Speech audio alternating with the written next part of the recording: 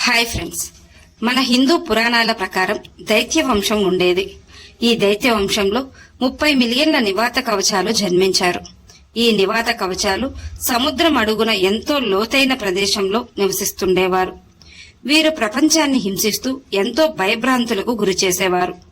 వీరు బ్రహ్మ నుండి అనేక వరాలు పొంది ఎంతో శక్తివంతులుగా తయారయ్యారు. రాక్షసులకు వీరికి ఎన్నో యుద్ధాలు జరిగాయి. ఈ నివాత కవచాలు కాలకేయులతో పొత్తు పెట్టుకుని దేవతలను సైతం ఓడించారు. నివాత కవచాలు ఎంతో శక్తివంతులు, అలాగే ఎన్నో మాయా విద్యలు తెలిసినవారు. వీటన్నింటితో పాటు వీరి వద్ద ఎంతో శక్తివంతమైన ఆయుధాలు కూడా ఉండేవి. ఈ నివాత కవచాలు యొక్క ప్రస్తావన మన గొప్ప ఇతిహాసాలైన రామాయణం, మహాభారతం వంటి 2 గ్రంథాలలోనూ ఉంది. రామాయణంలో ఈ నివాత కవచాలు ఎంతో శక్తివంతులైన రాక్షసులు మేఘనాథుడు, రావణుడు, అతికాయలతో భయంకరమైన యుద్ధాలు చేశారు.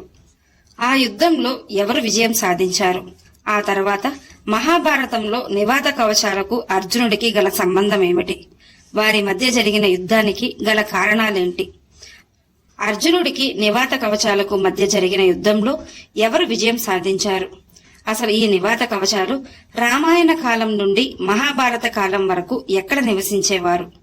ఇలాంటి సందేహాలన్నింటికీ సమాధానాలు ఈ వీడియోలో తెలుసుకుందాం.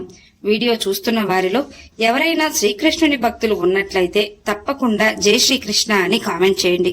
అంతకంటే ముందు ఎవరైనా మన ఛానల్ ని ఫస్ట్ టైం చూస్తుంటే ప్లీజ్ సబ్స్క్రైబ్ చేసుకోండి. అలాగే ఈ వీడియోని తప్పకుండా లైక్ చేయండి. మీ ఒక్క లైక్ మాకెంతో సపోర్ట్ నిస్తుంది. కశ్యప ప్రజాపతికి దితి ద్వారా దైత్యులు జన్మించారు. వీరి వంశంలోనే ప్రహ్లాదుడు కూడా జన్మించాడు. ఈ ప్రహ్లాదుని వంశంలోనే 3 కోట్ల మంది నివాత కవచాలు అనే అసురులు జన్మించారు. నివాత కవచాలు ఎన్నో శక్తివంతమైన ఆయుధాలను ప్రయోగించగలవారు, అలాగే ఎన్నో మాయా విద్యలు తెలిసినవారు. వీరు కాలకేయులతో పొత్తు పెట్టుకుని ఇంకా శక్తివంతులుగా తయారయ్యారు. ప్రపంచాన్నే భయభ్రాంతులకు గురి చేస్తూ చివరకు దేవతలపై కూడా యుద్ధం చేసి వారిని ఓడించారు. ఈ నివాత కవచాలు బ్రహ్మ నుండి అనేక వరాలు పొంది సముద్రం లోతున మణిమతి అనే నగరంలో నివసిస్తుండేవారు. రామాయణ కాలంలో రావణాసురుడు కూడా ఎంతో శక్తివంతుడు. రావణాసురుని కుమారుడైన మేఘనాథుడు రావణుని కంటే శక్తివంతుడు. రావణాసురుడు ఎలాగైనా నివాత కవచాలతో యుద్ధం చేసి ఓడించాలనుకుంటాడు. వెంటనే రావణుడు, మేఘనాథుడు, అతికాయ వారి యొక్క సైన్యంతో నివాత కవచాలపై యుద్ధం చేశారు. రావణుడు నివాత కవచాలను ఓడించలేకపోయాడు. అలా వారి మధ్య చాలా కాలం యుద్ధం జరుగుతూనే ఉండటంతో బ్రహ్మ జోక్యం చేసుకుని వారి మధ్య సంధి నెలకొల్పాడు. నివాత కవచాలు ఎంతో శక్తివంతులని నిరూపించుకోవడమే కాకుండా వారిపై ఎవరూ యుద్ధానికి సిద్ధపడేవారు లేకుండా చూసుకున్నారు. అలా వారి వల్ల దేవతలకు ప్రశాంతత లేకుండా పోయింది. దేవతలు నివాత కవచాలను అంతం చేసే సమయం కోసం ఎదురు చూశారు. అలా రామాయణ కాలం పూర్తయి ద్వాపర యుగంలో మహాభారత కాలం కూడా మొదలైంది. ఇంద్రుడు అర్జునుడి ద్వారా నివాత కవచాలను అంతం చేయాలని నిర్ణయించుకున్నాడు. అర్జునుడు ఖగోళ ఆయుధాలను పొందడానికై ఇంద్రలోకంకు వెళ్లినప్పుడు అక్కడ కొంతకాలం ఆ ఆయుధాలను ఎలా ప్రయోగించాలో దేవతల వద్ద శిక్షణ తీసుకున్నాడు. కుంతీదేవికి ఇంద్రుని అనుగ్రహం వలన కలిగిన కుమారుడే అర్జునుడు. అర్జునుడు పరమశివుణ్ణే మెప్పించి ఎంతో శక్తివంతమైన పాశుపతాస్త్రాన్నే పొందిన వీరుడు అర్జునుడు. ఆ తరువాత ఇంద్రలోకం వెళ్లి ఖగోళ ఆయుధాల యొక్క ప్రయోగం నేర్చుకున్నాడు. అలా అర్జునుడు ఎంతో శక్తివంతునిగా తయారయ్యాడు. ఇంద్రుడు అనేక దివ్య ఆయుధాల యొక్క నైపుణ్యాన్ని బోధించినందున ఇంద్రుడు అర్జునుణ్ణి గురుదక్షిణ ఇవ్వమని కోరతాడు. అర్జున, నిన్ను జయించడం ఎవరికీ సాధ్యం కాదు. ఆయుధాలను ప్రయోగించడంలో నిన్ను మించిన వారే లేరు. అలాగే ఇన్ని దివ్యాస్త్రాలను పొందిన వారు కూడా లేరు. నీతో యుద్ధం చేసి గెలవడం చాలా కష్టం. కాబట్టి నివాత కవచాలను సంహరించి వారిని అంతం చేయాలి. అదే నువ్వు నాకిచ్చే గురుదక్షిణ అంటూ ఇంద్రుడు అర్జునునికి చెప్తాడు. అక్కడున్న దేవతలందరూ అర్జునునికి దేవదత్త శంఖం సమర్పించారు.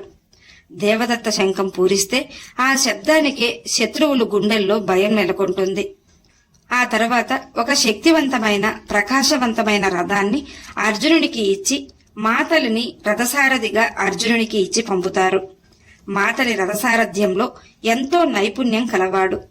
ఇంద్రుడు ఆ కార్యాన్ని నెరవేర్చుకుని రమ్మంటూ అర్జునుణ్ణి ఆశీర్వదిస్తాడు. దేవతలు కూడా అర్జునుణ్ణి ఆశీర్వదించడంతో అక్కడి నుంచి అర్జునుడు బయలుదేరుతాడు. నివాత కవచాలు నివసించే మహాసముద్రంలోనే మణిమతి నగరం చేరుకున్నాడు అర్జునుడు. మాతలి రథాన్ని ఎంతో వేగంగా ముందుకు పోనిస్తుండగా రాక్షసులు ఎంతో భయంకరమైన శబ్దాలు చేయడం మొదలు పెడతారు. వారు రకరకాల కవచాలను ధరించడమే కాకుండా వారి చేతుల్లో అనేక అస్త్రాలు కలిగి ఉంటారు. అలాగే కొంతమంది చేతుల్లో గదలు, ఈటెలు వంటి ఆయుధాలు కూడా ఉన్నాయి. వారు చేసే శబ్దాలకు సముద్రంలోని పెద్ద పెద్ద చేపలు సైతం చచ్చిపోయాయి. నివాత కవచాలు అర్జునుణ్ణి అన్ని దిక్కుల నుండి చుట్టుముట్టారు. వేల బాణాలు అర్జునుడిపై సంధించారు. అర్జునుడు ఎంతో పరాక్రమవంతుడు, వేల బాణాలను ఒకేసారి వేయగల సమర్థుడు. నివాత కవచాలు సంధించిన బాణాలను తన బాణాలతో ముక్కలు ముక్కలు చేశాడు అర్జునుడు. రథసారథి అయిన మాతలి కూడా తన నైపుణ్యాన్ని కనబరిచి రథాన్ని వేగంగా ముందుకు పోనివ్వడంతో వందలాది రాక్షసులు చంపబడ్డారు. నివాత కవచాలు ఒకే పరిమాణం, ఆకారం కలిగి ఉంటారు.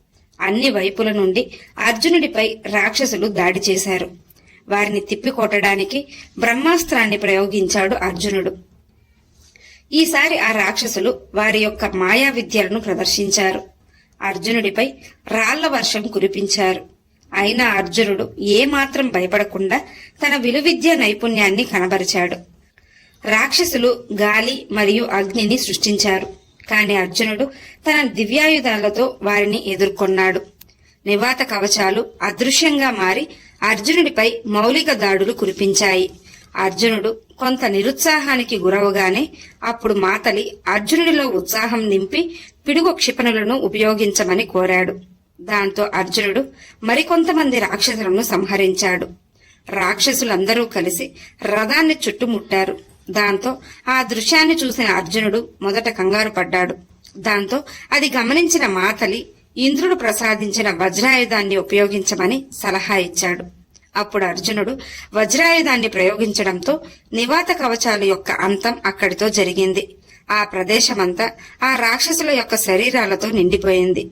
నివాత కవచాలను మొత్తం అర్జునుడు నాశనం చేశాడు. ఈ వీడియో మీకు నచ్చినట్లయితే లైక్ చేయండి, షేర్ చేయండి, అలాగే సబ్స్క్రైబ్ చేసుకుని పక్కనే ఉన్న బెల్ ఐకాన్ని ఆన్లో ఉంచుకోండి. Thanks for watching.